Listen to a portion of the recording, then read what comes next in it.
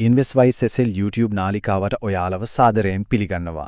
හරි. අද අපි කතා කරන්න යන්නේ ඩිජිටල් ලෝකයේ තියෙන ලොකුම ප්‍රශ්න වලින් එකක් ගැන.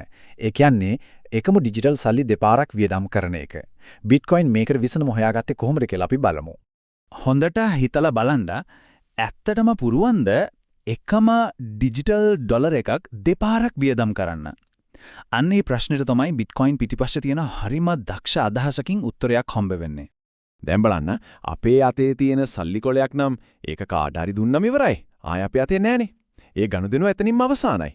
ඒත් ඩිජිටල් දත්ත එහෙම නෙවෙයි. ඒක හරියට ෆොටෝ එකක් කොපි කරනවා වගේ හරිම ලේසියෙන් කොපි කරලා එකම වෙලාවේ කීප දිනෙකටම යවන්න පුළුවන්. අන්න එතනයි ප්‍රශ්නේ තියෙන්නේ.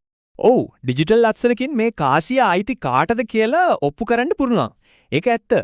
ඒත් ඒ අත්සන තියෙන ඩිජිටල් කාසියම කොපි පේස්ට් කරලා තව කෙනෙක්ට යවන එක නවත්තන්න බෑ.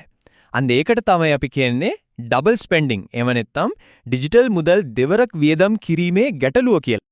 ඉතින් සාමාන්‍යයෙන් මේ වගේ දේවල් නවත්තන්න කවුද ඉන්නේ? බැංකු නේද? එයාලා තමයි විශ්වාසවන්ත මෙදිහත්කාරයා විදියට හැම ගනුදෙනුවක්ම චෙක් කරලා හරි මේක හරි කියලා තහවුරු කරන්නේ. හැමදේම සිද්ධ වෙන්නේ ඒගොල්ලෝ හරහා. හැබැයි Bitcoin නිර්මාණය කරලම තියන්නේ ඔය වගේ විශ්වාසවන්ත මැදිහත්කාරයෙක් නැතුව වැඩ කරන්න. එතකොට කොහොමද මේ ප්‍රශ්නේ විසඳන්නේ? හරි. උත්තරේ පටන් ගන්නේ ටයිම් ස්ටැම්ප් සර්වර් එමත් නැත්නම් කාලමුද්‍රා සේවාදායකයා කියන දේෙන්. මුලින්ම සිද්ධ වෙන්නේ මෙහෙමයි. නෙට්වර්ක් එක මෑතකදී වුණු ගනුදෙනු ටිකක් එකට එකතු කරනවා. ඒ එකතු කරපු ගොඩට තමයි බ්ලොක් එකක් කියලා කියන්නේ. හරියට ලොකු ලෙජර් එකකට එකතු කරන්න කලින් ගනුදෙනු ටිකක් එක පිටුවක ලියනවා වගේ දෙයක්. ඊළඟට ඔය සම්පූර්ණ බ්ලොක් එකම අරගෙන ඒකට අනන්‍ය ඩිජිටල් ඇඟිලි සලකුණක් හදනවා. අන්න ඒකට තමයි හැෂ් එකක් කියන්නේ. මේකේ තියෙන විශේෂත්වය තමයි බ්ලොක් එකේ තියෙන දත්තවල පොඩිම පොඩි අකුරක් හරි වෙනස් වුණොත් හැෂ් එක සම්පූර්ණයෙන්ම වෙනස් වෙනවා. පද්ධතිය ආරක්ෂාවට මේක අතිශයින්ම වැදගත්. හරි. ඊට පස්සේ මේ හැෂ් එක ප්‍රසිද්ධියේ ප්‍රකාශයට පත් කරනවා හරියට නොතාලිස් කෙනෙක් ලියවිල්ලක් සහතික කරලා ප්‍රසිද්ධ කරනවා වගේ. මොකද ඒ හැෂ් එක හදන්න නම් ඒ වෙලාවේ අර දත්ත ටික අනිවාර්යයෙන්ම තියෙන්නම ඕනේ. සතෝෂි නකාමෝටෝ කියන විදිහටම ඒ වෙලාවේ දත්ත තිබුණා කියන එකට මේක සාක්ෂියක්. එතකොට බලන්න මේ සම්පූර්ණ ක්‍රියාවලියම හරියට ඩිජිටල් නොතාරිස් කෙනෙක් වගේ. පියවර ටික සරලයි. අලුත් ගනුදෙනු ටිකක් එකතු කරලා බ්ලොක් එකක් හදනවා. ඊට පස්සේ ඒ බ්ලොක් එකට අනන්‍ය හැෂ් එකක් හදනවා. අන්තිමට ඒ හැෂ් එක ප්‍රසිද්ධ කරනවා. ඒකෙන් ඇතුළේ තියෙන ගනුදෙනු වලට කාල මුද්‍රාවක්. ඒ කියන්නේ ටයිම් ස්ටැම්ප් එකක් ලැබෙනවා. හැබැයි මෙතන තියෙන නියමම දක්ෂකම එක බ්ලොක් එකකට මෙහෙම ටයිම් ස්ටැම්ප් එකක් දාන එක විතරක් නෙවෙයි. නෑ. නියමම දේ තමයි මේ බ්ලොක්ස් එකිනෙකට සම්බන්ධ කරලා තියෙන විදිහ. මෙන්න මෙහෙමයි ඒක වෙන්නේ. අලුතෙන් හැදෙන හැම බ්ලොක් එකක්ම Tamanගේ දත්තවල හැෂ් එක හදනවා විතරක් නෙවෙයි, ඒකට කලින් තිබ්බ බ්ලොක් එකේ හැෂ් එකත් Tamanගේ දත්තවලට ඇතුළත් කරගන්නවා. ඒ කියන්නේ බ්ලොක් නම්බර් 101 හදනකොට ඒකට බ්ලොක් නම්බර් 101 හැෂ් එකත් එකතු කරනවා. ඕන්නේ එතකොට තමයි දාමයක් හැදෙන්නේ. එකකට එකක් සම්බන්ධ වුණු පුරුක් වගේ. අලුතෙන් එකතු වෙන හැම බ්ලොක් එකක්ම ඊට කලින් තිබ්බ සම්පූර්ණ දාමයම තවත් ශක්තිමත් කරනවා. පද්ධතියේ මූලිකම ආරක්ෂාව රැඳිලා තියෙන්නේ අන්නේ ක්‍රමය මත. අන්න ඒ ව්‍යුහයට තමයි අපි අද බ්ලොක්චේන් කියලා කියන්නේ. සටෝෂි නකමොටෝ කියන විදිහටම එකිනෙකට සම්බන්ධ වෙලා දාමයක් හදනවා, අලුතෙන් එකතු වෙන හැම කාලමුද්‍රාවක්ම පරණ ඒවා තවත් ශක්තිමත් කරමි. ඉතින් හිතන්න මෙන්න මේකයි වැදගත්ම දේ. කවුරු හරි හැක කෙනෙක් පරණ බ්ලොක් එකක තියෙන ගනුදෙනුවක් වෙනස් කරන්න හැදුවොත් මොකද වෙන්නේ? එයාට ඒ බ්ලොක් එකේ හැෂ් එක විතරක් වෙනස් කරලා මදි. මොකද ඒක වෙනස් කළොත් ඊට පස්සේ ආපු හැම බ්ලොක් එකකම හැෂ් එක වැරදි.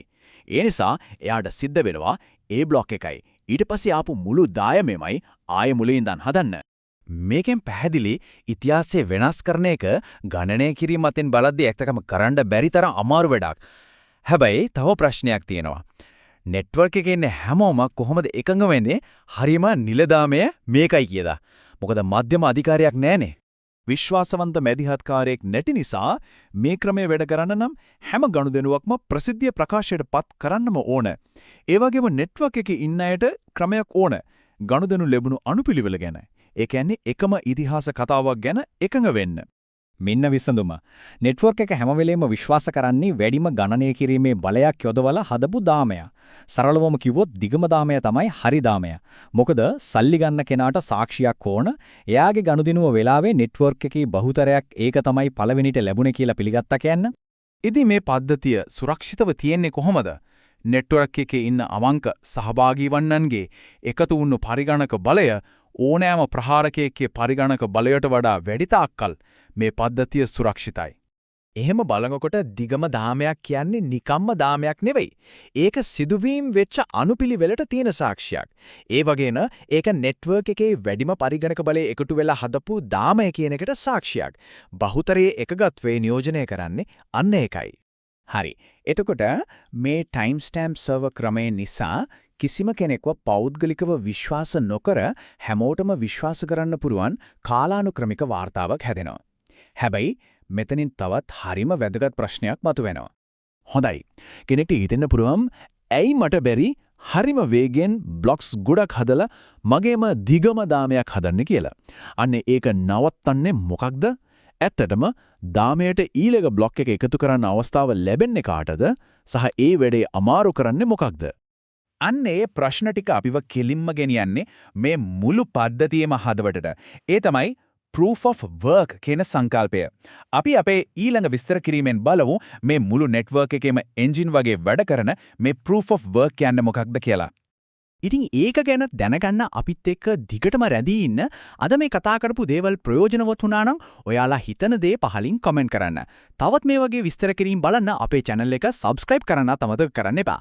අපි ඊළඟට proof of work ගැන කතා කරමු.